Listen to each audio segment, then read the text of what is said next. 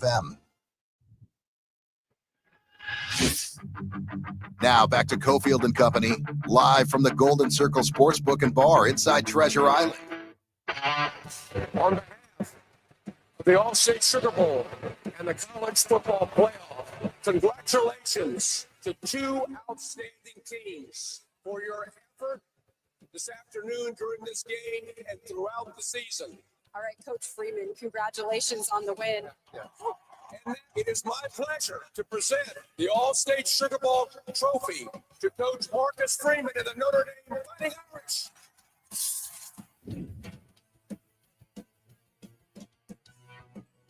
Bro, you pay to sponsor the whole thing. Doesn't mean you're one of the announcers. Some guy, Becker, who's running All-State, enough. You must have a natural kind of dislike for these insurance companies. You have to battle them all the time. And now, Molly McGrath, actually, I think she said, she was like, whoa! And then she was actually a great sport. She turned to the crowd and started like, oh my God, like laughing that the head of Allstate is like, yeah, give me the mic. Let's go. This is my time. Okay, bro. I think that thing was blown out of proportion a little bit. I mean, I was reading a little bit about it, and it's supposed to be part of his script is to then award the trophy. I think she actually gaffed it. Well, he kind of stopped and then pausing. And then they were saying he was trying to rip the mic from her because he put his hand on it. But when the whole time he was talking before, he had his hand on the mic too. He's just one of those guys who's got to like have his hand on the mic in order to talk on it. Close talker. Yeah, exactly. We have a close talker at work. Yeah. And there used to be this guy that worked with him in the same room. And I used to walk by and take pictures of him being really close. At the end of the year, I would send like a montage of all these really, really close talking pictures. Oh my gosh, I have a colleague like that. And every event I see him at, he's like right in my face. And I'm farsighted. So if something being near anyway is like really bothersome anyway, but he's way close. And I always take this slow step back, and he steps right into it every time. Just have to close my eyes and talk. I have lots of other jokes about insurance companies and my insurance through that company. So be a little more hands-on with the car insurance. Okay. Lower the rates. Give me a break here. Okay. College football playoff is the biggest thing in sports. It is. And it hasn't even been a true tournament in terms of awesome competitiveness. This is so dynamite. I'm going to say right out of the gates with it, the complaining about the bye system, and it's so funny the way this has worked out. Like we called it. There seems to be this thought from SEC and Big Ten fans, like this is our tournament. Mm-hmm. We know we're going in this direction. Here's the great thing about making changes. Here's the answer. No. Mm-hmm. At least next year, right? Everyone gets to vote on this. So you want to change the seeds and, the auto bids for champions of smaller conferences and the Power Four? No. Yeah. Why would anyone in the ACC, the Big 12, and Group of Five agree to change this for this next year? No, deal with it. You agreed to it. We have to vote unanimously. The answer is no. Well, they do have motivation to do it. But let me start off by saying, the night game on the first, Oregon Ohio State, was one of my favorite games I've ever got to watch. It's just the hate that me and the Oregon State fans got to just unleash on the Oregon Ducks for buying a roster that didn't perform and was down 34-0 was just great. Now they do have motivation because the 2026 is the last year of the contract. So what you've been talking about, do those two split off and do the top 40? Can they lock them in? If they agree to this, can they lock them in into 2030? I mean, I know the Big 12 will want to do 2030. ACC will want to do 2030 because that's when their contracts are up. So if they can get this locked up for 4 more years, I don't actually think that the ACC, the Group of Five, or the Big 12 care about that first round bye either. They're like, oh, okay, so we play. We'll get to play. Maybe they argue it into no matter what the seed. If you're a conference champion, you get the home game, something like that. You want the home game more than you want the bye, and so I think that there's going to be room for agreement here, just because all the bye teams perform so poorly, that and there is a lot of motivation to get them locked up at least through the end of your contract.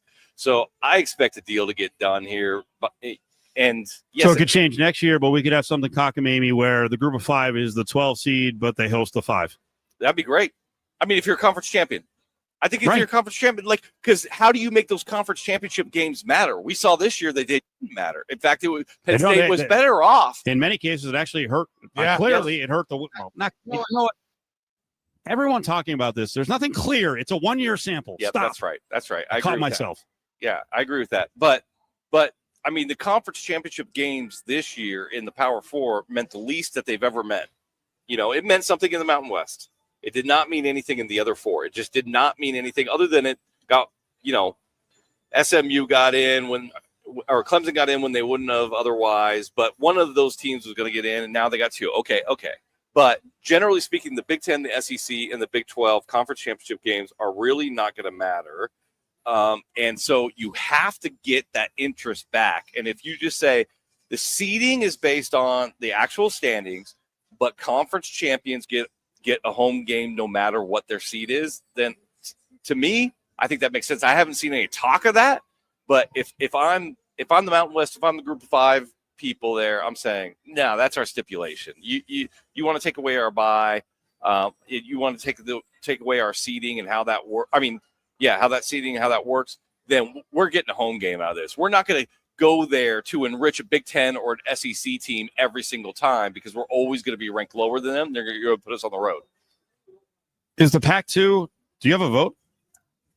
Well, yes, we do, but it's not kind of important if there's a vote coming up to change things and ratify it through 2030, and the future Pac whatever doesn't have a vote. We have to have that 8th team. Right? It's suspended until we get 8. No. Yeah. Oh, wow. So we need the 8th team. When's the 8th team coming? A school. Can't have Northern Illinois. We got him. Okay, well, okay. I can't wait to go wherever the hell the Cab is out of. I actually think that was a good get for the Mountain West. I think it is too. Yeah, I mean, but I think it's down to a couple different options. It's they still make a run at Memphis and Tulane and try to make a little Eastern pod, or I think based on what's happening, I think it's Sacramento State, and I've been against that the whole time, but based on what they just did in recruiting, the NIL deals that they've committed, and their commitment to build out the stadium if they get in, I don't know. I mean, the whole future is about money, and if they got the money to play, I don't know. By the way, I think Justin and I share a brain on this one. I love this. Yeah. I love all of it. I love the unknown. I love the possibilities. The sport's going to become more competitive. Why are so many people mad about this? What does it say about them? Well, I think we share a brain on some aspect of it. Not all. You're right. Yeah, not all. But just like dealing with challenges. Yeah, that the sport could be better, but you have to deal with challenges. There's going to be changes. You got to be creative. You can't just crawl in a hole. Man, I liked it 10 years ago. Well, it's not 10 years ago. Yeah. No, I actually Graig. think that I watched the college football playoff games, so I'm a part of the problem. But so I'm going to say there's a problem. I watched them all, so the ratings are going to be great. The money's going to be great. No doubt about it. But it does not feel like March Madness to me. It does not feel like that kind of real to me. It feels like semi-pro ball. It feels like I'm watching people play for the Grey Cup in the Canadian Football League or something, because we are dealing absolutely within the business now. We got transfers who have already declared, who have agreed to play. We've got all throughout the bowl games, a whole bunch of transfers who are not playing. The bowl games have lost all meaning based on the timing of the transfer portal. I mean, the 2 teams that are facing off against each other are not even teams that were playing during the regular season. I mean, I don't know what that's about. Easily fixable. Maybe. You got to move it back. Maybe. And then what happens when somebody says, no, I'm going to sue you for antitrust? I mean, the NCAA at this point is like 0-52. I mean, they lost to the JUCOs. Moving it back to January 15th, and almost everyone is done except 2 teams. That's going to draw a lawsuit going into the portal. I don't know, because you officially can't go in until it's open anyway. You can announce if you want. Yeah. But this nonsense about I'm not going to play in the game because I have to rush into the portal. You really didn't have to rush into the portal. Right. Like Penn State players, the quarterback at Penn State did not have to rush and leave the team. Yeah. You get 6 days after your last game. Well, no, that part's true, but not all the bowl games, right? Like, I mean, so now UNLV did it right? Like all their players played, and then after the game, then they announced for the portal. That was great. I mean, good on those young men for sticking together, coming up with a plan, showing their team effort. Even though they were all going their separate ways, they stuck together as a team in order to do that. That was great, but that was an anomaly. That's not what happened across the board. So, okay, move the portal back to January 15th. You think if I'm going to transfer that I'm going to play in some meaningless bowl game and get hurt? No, the same thing's going to happen. The teams that are playing the bowl games are not going to be the teams that were the team that got there through the regular season. So, like, to me, I understand that college football is at its all-time fever pitch, but I believe I'm watching the beginning of the end. I really feel like college football is dying a real slow death. There's going to be a lot of things that happen over the course of the next couple of years that really affect that. Conference realignment was the start of it. Reducing the scholarship limit to 105. I think that helps a lot of the lower tier teams. I think this JUCO ruling helps a ton of JUCO schools get a lot of kids that otherwise they wouldn't get. And then there's just the big players, the SEC and Big Ten, are not going to play by everybody else's rules. You see that right now. As soon as their teams start losing in the college football playoffs, they're like, that system's broken. Why? Because you lost? Yeah, because we lost. This is our tournament. We expect to have two of the Final Four teams every year. If that's not happening, something's wrong. We need to fix it. And they're just not going to continue to play by everybody else's rules. Giveaway time. We got a couple tickets to VGK against the Islanders coming up next Thursday. Thanks to Porta Subs, your neighborhood sandwich shop. You call in right now.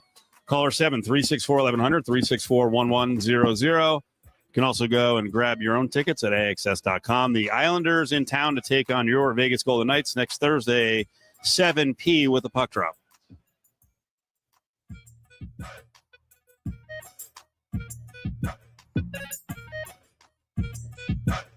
It's football season, and the best place to catch the games is at Circa Resort and Casino in downtown Las Vegas, featuring the best pool in history, Stadium Swim. 3 levels, 6 pools, and a 143-foot diagonal screen. Book today at circalasvegas.com. Getting quality employees to fill positions in your company is essential, but finding those people can be a major hassle, unless you use ZipRecruiter. ZipRecruiter makes finding quality people a breeze. And right now you can try it for free at ZipRecruiter.com/free. With ZipRecruiter, one click sends your job to hundreds of top job sites. But more than that, ZipRecruiter's advanced technology identifies the candidates with the skills you need, sends you a list of great matches to review, then actively invites them to apply for your job. And the results speak for themselves. 4 out of 5 employers who post on ZipRecruiter get a quality candidate within the first day. That's right, the first day. Now you can focus on your business and let ZipRecruiter do the work finding the best people for you. See for yourself. Experience the ease, efficiency, and power of ZipRecruiter for free. Just go to ZipRecruiter.com/free. That's ZipRecruiter.com/free. ZipRecruiter.com/free. Running a business gets more complicated every year, so you need a trusted advisor in your corner, especially when it comes to your workers' comp program. Pro Group Management has been helping Nevada's self-insured businesses for over 20 years. Whether your business is retail, trucking, building, agriculture, or auto, our team has the expertise to make sure your coverage meets your needs and at a price that fits your budget. Our award-winning team keeps track of all the important regulatory issues that impact your business. We help with safety, compliance, and inspections, because that's what you should expect from a trusted business partner. Find out how to have Pro Group Management work for you. Visit our website at pgmnv.com to receive a free cost savings analysis now. That's pgmnv.com, or call our Las Vegas office at 702-740-4380. Pro Group Management. Workers' comp that works for you. Hey everyone, it's Joey from Sky Diamonds in Town Square. We definitely live in a different world from 20 years ago. I believe in the old school ways, honor and trust. True value for my money. Give me the facts, don't give me the sales pitch. These are my facts. I have been in the diamond business 31 years. I am a GIA graduate gemologist and certified gemologist. We are the diamond experts. We have the largest selection of natural mine diamonds and Labmore diamonds in Las Vegas. We will not be beat on price and quality, period. Come to Sky Diamonds and let us prove it to you. Modelo is an official cerveza of the Las Vegas Raiders and the JT the Brick Show. Modelo Especial is a rich, full-flavored Pilsner-style lager, delivering a crisp, refreshing taste. Brewed with fighting spirit since 1925. 1, 2, get down. Now back to Justin Watkins with Cofield and Company on ESPN Las Vegas and ESPN Reno. Back to college football in a couple minutes. Greg, we had another lawsuit we wanted to discuss. We were talking about who you can sue and who you can. You can go after school districts, right? Yep. What was your story about the school district? I hesitate to kill these people, because I don't know exactly. And the article doesn't say exactly what the student was asked to say. But apparently there was some explicit material that a student was asked to read during class in front of a class. Myself growing up, now not to be like back in my day, but we really did have we had health classes with really graphic stuff. We had theater classes where we said graphic stuff. Their teachers said things to it. They taught us things that were very graphic. I used to have to go to a locker room and they made us all get naked for some reason and stand there and then check a thing off that we were naked. I mean, it was a lot of weird things happened in school. We never sued anybody. It's a weird school. Yeah, it was. It was a weird time. It was in California, by the way. Oh, there you go. Anything. But so anyways, I guess my point is this something that happens a lot? Like, are these people going to win, or because no other parents sued, or is this just like a couple of parents that are just, crazy? And yeah, this is interesting. And I'm not going to kill the parents. So here's how I understand the story. We'll call it a drama class, but it was some sort of stage class, some sort of acting class at one of the art institutes in Vegas. And what they were is you were supposed to write a monologue for another student to read that had graphic and obscene language in it or acts. And you didn't know what you were going to get from somebody. You get it, and then you had to memorize it and recite it and play it out. And according to the school, the reason for it is there are several lessons in it. Number one, it's memorizing a monologue. Number two, it's performing something that you may not agree with, but keeping true to the author's intent. And number three, it's getting outside of your comfort zone, outside of your value system in acting, because you don't always get to act within your value system. Well, one of the parents got the kid did not like what she had to read, went to her parents. Her parents went to the teacher, and the teacher was like, no, she either does it or it's like you fail. She went to the administration. The administration said no, so they sued. And the mom went to the school board hearing and said, here's what my kid was asked to read. And she started to read it, and they cut her mic, saying it's obscene. It's like, if you don't want to hear it and I'm not allowed to say it, how in the world are you making my daughter say this in school? By the way, who's the moron with the board who made the decision? Oh, not realizing what's going on now. No, I mean, you got it. But that's part of their rules. That's part of their rules, right? Okay. So, and the school stance was you can choose to come to this school or not, but you don't get to choose what the curriculum is. But this is a public school. I mean, it's a public school. This isn't a private school. And so to me, I disagree with that fundamentally. Like, if you are asking, and by its very nature of the assignment, if you're asking my student, my daughter, to perform something that's outside of her value system, then there needs to be an option. There needs to be an other option to complete the coursework that does not make my kid compromise their values in order to perform schoolwork. And we get to say, you're talking about health class and the graphic stuff. There's always a permission slip you had to get to opt in. Otherwise, you didn't get to, you were withheld. And yeah, did the kids who were withheld from the health class and the sex ed get laughed at a little bit? Yeah, like, you don't get to see it, sure. But that's, I believe parents do have a role in what curriculum should and shouldn't be involved in their kids, especially when it affects value systems. I'm going to push back just a little bit because it's a theater class. So let's say all right, we're doing Goodfellas, the musical. Yep. And one of the kids is like, no, I'm not saying that stuff. I'm like, all right, well then, sorry, I guess you can't take this class. I mean. Right. But you can also teach theater without having to do those things. Fair. Not every play has to be Goodfellas. Fair enough.